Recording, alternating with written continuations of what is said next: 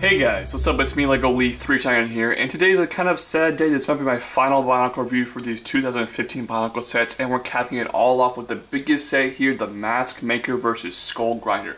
This set retails for about $30 US, has 171 pieces, and here's a front gear box.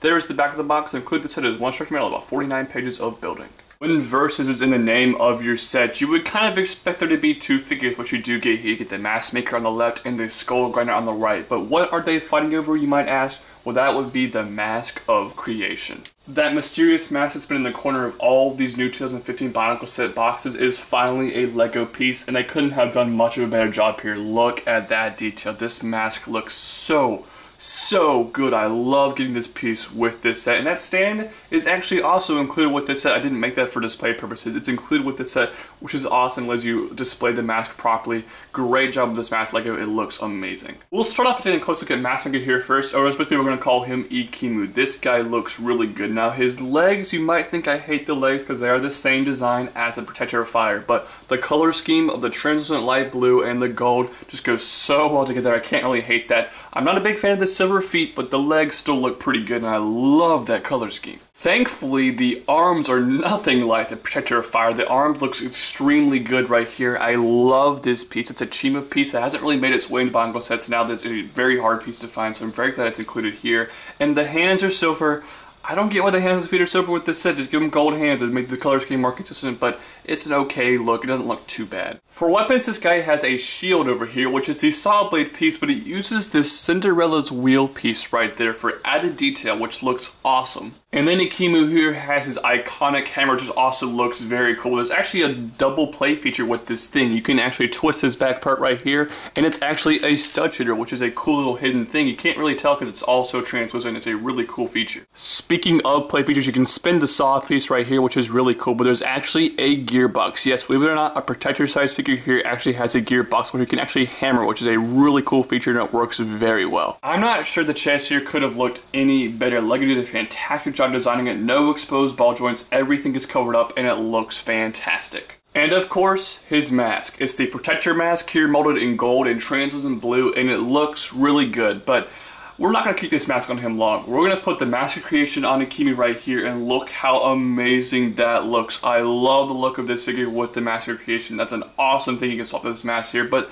the Protector mask is still cool, but Mask of Creation beats it out. Now this guy has pretty much all the articulation you could want besides head movement. There's lots of armor up here, so it's kind of hard to move his head, and because of the gearbox piece back here, his head can't really move back all that far, which is a big problem. But besides that, you can move the shoulders right here, you can bend the elbows, move the wrists, bend the thighs, bend the knees, and you can move the feet. So lots of articulation even though he's a very small figure. And here is the second character for the set, Skull Grinder, and this guy is extremely tall. Here's a quick size comparison next to Tai, who I believe is the tallest of the Toa figures, and he's a good inch or so taller than Tahu, which is a great size for this villainous character. This guy has very similar leg design to the Skull Basher. You just notice everything is a little bit longer. The feet are the exact same, the armor's in the same kind of place, and then the thin thigh area right here in the big armor, which I do like that look quite a bit. It's just a little bit longer than Skull Basher's legs. And literally the exact same thing for the arms right here, but I do especially love the translucent hands. Those look really good. For weapons, in his left hand here, he is holding one of the Skull Slicer / Skull Warrior's blade pieces. But the other hand here is where his big weapon is. He's using these Skull Basher and Skull Scorpio pieces right there to great effect, like this crazy three-pronged, like trident staff thing. It looks epic, it's huge, it's a great weapon. However, it's kind of too huge. The set does have a gearbox, which works very well. Both arms swing up and down, but when you move this arm up, look at this. It just kind of droops all the way down because his weapon weighs so much. It's just not going to be able to support the weight of the weapon right here. And it also makes this arm droop down as well because they're connected to the gears. So that is a big problem with this set. The ribcage piece here is molded in translucent orange, which looks very cool, and his printed chest also looks very cool, although it is a little bit asymmetrical, which I'm not a huge fan of. And interestingly, he uses these pieces back here on the gearbox, which is kind of a weird look, but I like it quite a bit. But again, exposed ball joints is a problem with this figure as well. And here is the mask for this figure. It's the exact same mask that the Skull Warrior had, just molded in silver. He also has those new Ninjago pieces as horns off to the side, and it gives him a devilish look. It looks scary, it looks looks creepy, and I love it. Now for articulation, this guy is chock full of it. He actually has a neck joint and a head joint. You can move the arms all the way around. Sometimes these arms like to pop out from their gearbox right here, and I already showed you how this one likes to droop down, so that is a big problem. Of course, you can bend at the elbow, move the wrists, move the thighs here, bend the knees, and move the feet. So lots of articulation, even with the arm problem. Alright guys, final verdict here on Mask Maker versus Skull Grinder.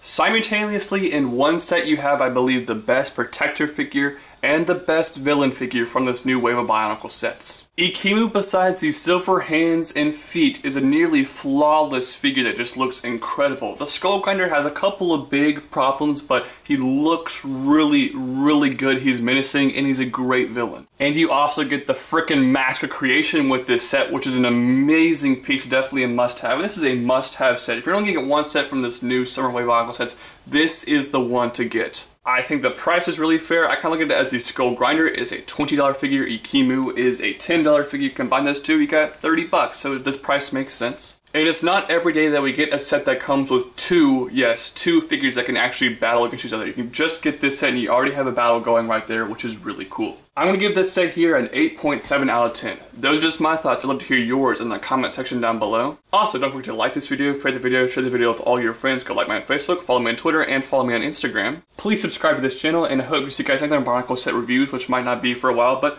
pretty soon. I'll see you guys later. Bye.